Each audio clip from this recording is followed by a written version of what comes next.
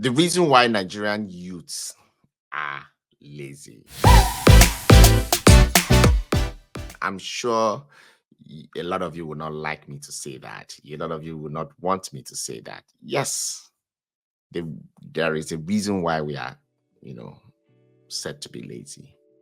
Welcome to another Common Sense with Freddie with Coach Wilfred Asuko. Are you just joining this channel for the very first time?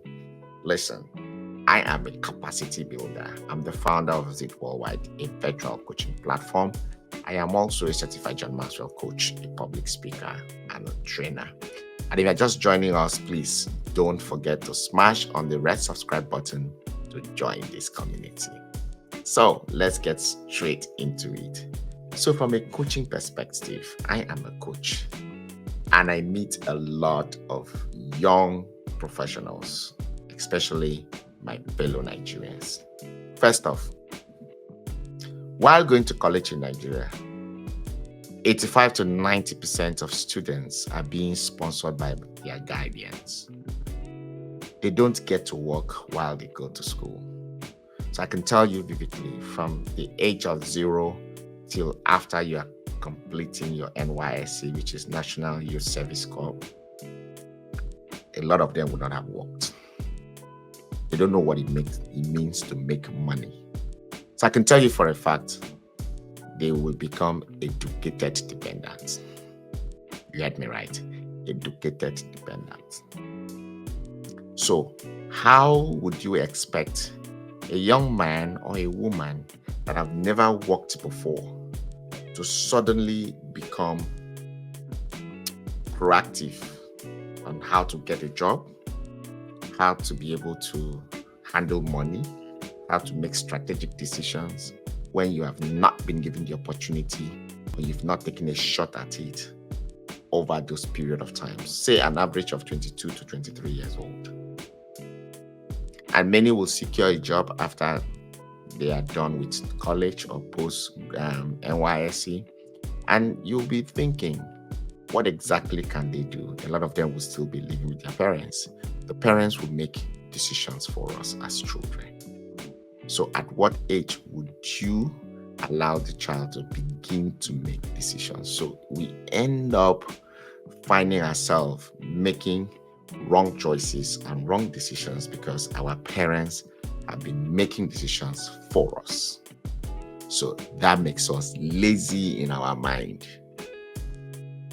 So one way to avoid this is possibly if we are able to get busy, especially with the advent of technology, get yourself a laptop, learn global skills.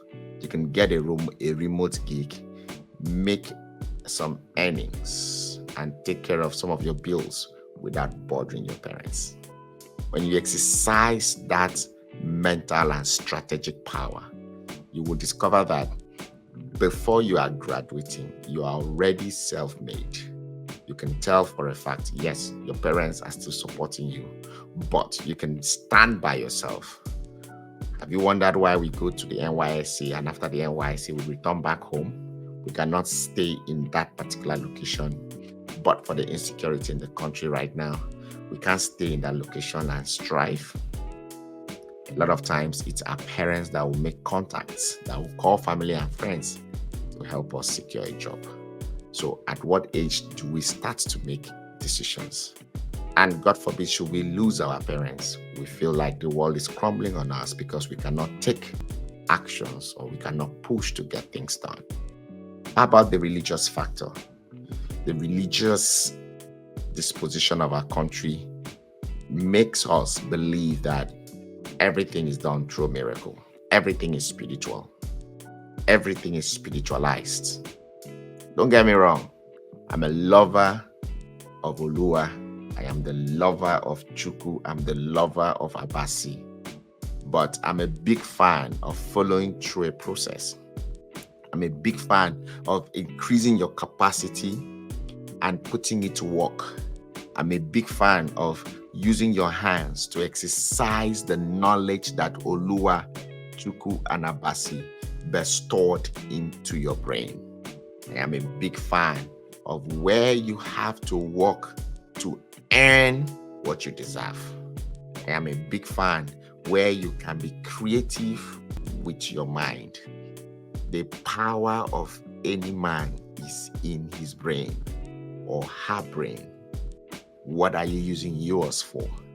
At death, we are told we haven't used 2% of our brain or our mind.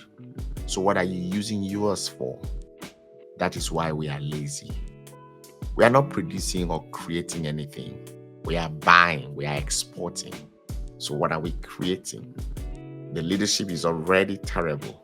There is no motivation and encouragement for the youth to exercise their brain. Hence, we are tilted towards miracle, religious practices. So what do you expect? It leaves us dumb. It leaves us lazy. It leaves us stagnant. We are not producing. We are not exporting.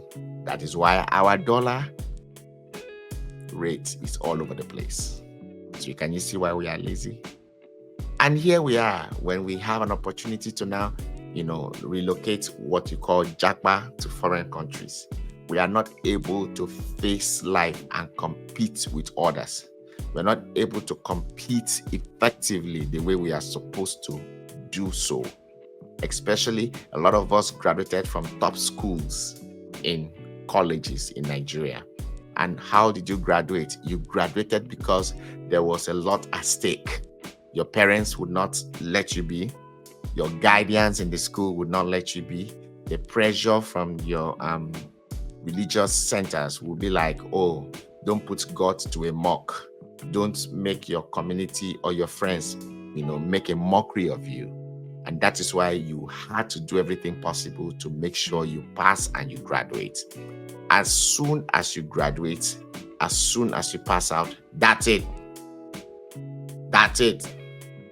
What you do outside of college is a different ball game altogether. Some of us are lacking in soft skills. Some of us are lacking in application of our hard skills. What exactly are you known for? What can you do with your mind? That's the only way you can say we are not lazy.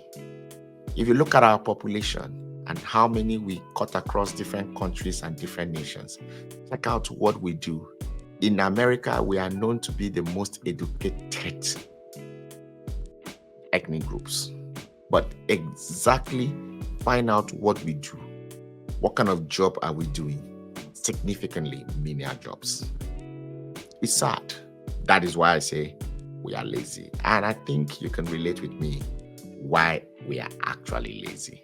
So if you want to jump out of these bandwagons of laziness of our Nigerian youth, determine to change your mindset. Determine to follow a process by using your brain, your mind. Determine not to spiritualize everything. Determine to move away from miracles. Everything cannot be miracle. It is when a circumstances or a situation defiles the art of science, that is when the creator steps in. When circumstances defiles the art or defines the place of science, that's when you can say, all right, let there be miracle. But not when you have to put food in your mouth, you're waiting for a miracle to happen. No, that's already a miracle on its own. Okay? I might be wrong, but don't hate me. Keep me. You can hate my words. See you all at the top because the bottom is crowded.